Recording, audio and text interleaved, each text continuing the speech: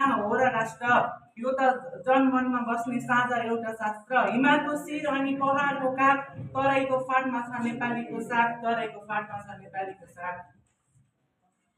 पुर्खाको दुध रगतले मिचिएको माटो, स्वाभिमान जोगाई हिँड्ने हाम्रो बाटो। भाषा वेश संस्कृति फरक भए पनि नेपाली हो एउटै हाम्रो भावना छ भनी, नेपाली हो एउटै हाम्रो भावना छ भनी। मेची महाकाली बन्छन् हाम्रा कथा अनेक, मेची महाकाली बन्छन् हाम्रा कथा अनेक, तर देशभक्तिको भावनामा हामी सबै एक। लाली गुराँस फुल्छ यहाँ नेपालीको मनमा, सगरमाथा हाँसिरहन्छ हाम्रो हरेक क्षणमा, सगरमाथा हाँसिरहन्छ हाम्रो हरेक क्षणमा। दुःख कष्ट आइपर्छ जुट्छन् हाम्रा हात, नेपालीको वीरताले विश्वभरि नै छ साथ।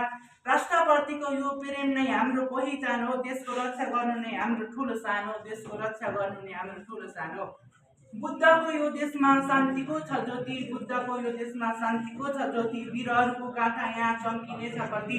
जात धर्म भन्दा माथि देश हाम्रो प्यारो, राष्ट्रियता बोलियो भन्दा हट्छ अँध्यारो, राष्ट्रियता बोलियो भन्दा हट्छ अँध्यारो।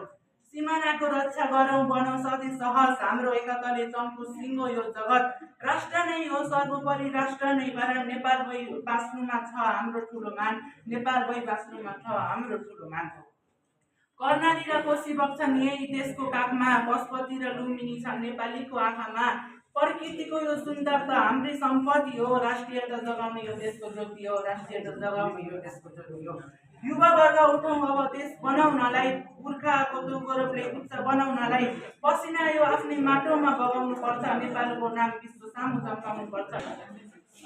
भूगोलको सिमानाले मात्र राष्ट्र बन्दैन कहिल्यै, भूगोलको सिमानाले मात्र राष्ट्र बन्दैन कहिल्यै।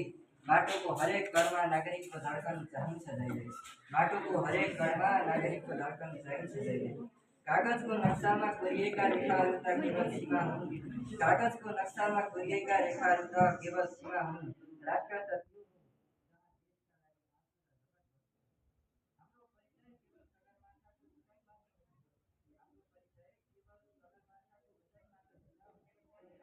पुर्खाहरूले जोडाएको नेपालीमाथि लडाईँ।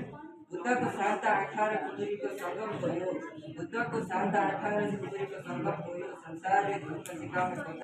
मिठो मायाको भिन्न भाषा भिन्न चलन संस्कृति र छायाको, वीरले रगत बगाए बचाए देशको मान, समाज चालेर गाउनु छ स्वाभिमान। स्वार्थभन्दा बेसी एउटा सीमारेखामा होइन, यो त हजारौँ त्यागको इतिहास, लाखौँ सपनाको भविष्य र करोडौँ धड्कन हो। राष्ट्रियता ओठले बोलिने शब्द होइन, हृदयले बाँच्ने भावना हो, राष्ट्रिय ओठले बोलिने शब्द होइन, हृदयले बाँच्ने भावना हो। देशलाई दुख्दा मौन बस्न नसक्नु, देश हाँस्दा आफ्नै खुसी सम्झनु, यही राष्ट्रियताको साँचो अर्थ हो। हिमालले हामीलाई अडिग रहन सिकाउँछ, नदीले निरन्तर बग्न र माटोले आफ्नो अस्तित्व कहिले नबिर्सन सिकाउँछ। नागरिकताको कागजले मात्र कहाँ राष्ट्रियता बोल्छ र जसको मुटुमा देश हुन्छ अस्ति नेपाली त उही यहाँ हेर, जसको मुटुमा देश हुन्छ अस्ति नेपाली त उही हेर।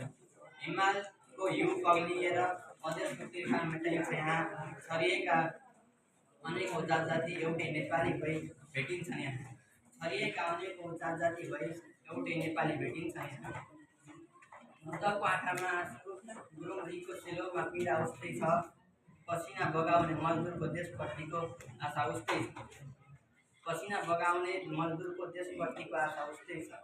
दरबार र झुपडी बीच कतै देश छरिएको त चल्दैछ आजकाल, सिमाना मिल्दा बुढी आमाको छाती चिरिएको जस्तो लाग्छ आजकाल।